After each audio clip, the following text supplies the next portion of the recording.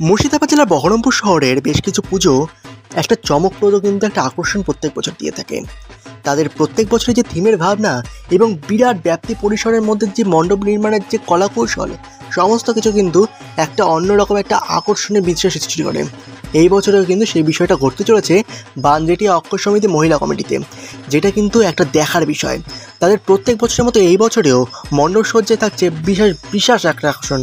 এই বছরে তাদের বিশেষ আকর্ষণ মধ্যপ্রদেশের ৬৪ যোগিনী মন্দির, যেটা কিন্তু ছোটোখাটো একটি মন্দির নয়, বিশাল একটা মন্দির, যেটা এই বছর রূপ পেতে চলেছে বানজেটিয়া অক্ষর সমিতির মহিলা কমিটির দুর্গাপূজা মণ্ডপের মাধ্যমে। সুতরাং এই বছর বহরমপুর শহরের সমস্ত বড় বড় পুজোর মতো এই পুজোও কিন্তু প্রত্যেক বছরের মতো বহু মানুষকে আকর্ষণ করতে চলেছে। এবার সময়ের অপেক্ষা, আমরা দেখতে পাচ্ছি প্রস্তুতিতে জোর কদমে চলছে এবং সমস্ত মানুষজন একটা অধীর আগ্রহে অপেক্ষা করে আছে এই পুজো মণ্ডপের সম্পূর্ণ চিত্র, সম্পূর্ণ ভিডিও এবং সচক্ষে দেখার জন্য। এবার দেখা যাক কতদূর প্রস্তুতি চলে এবং লাস্ট ফিনিশিং কতটা মণ্ডপটা সম্পূর্ণভাবে বাস্তবসম্মত রূপ নেয়। সুতরাং আজকের মতো এই পর্যন্তই।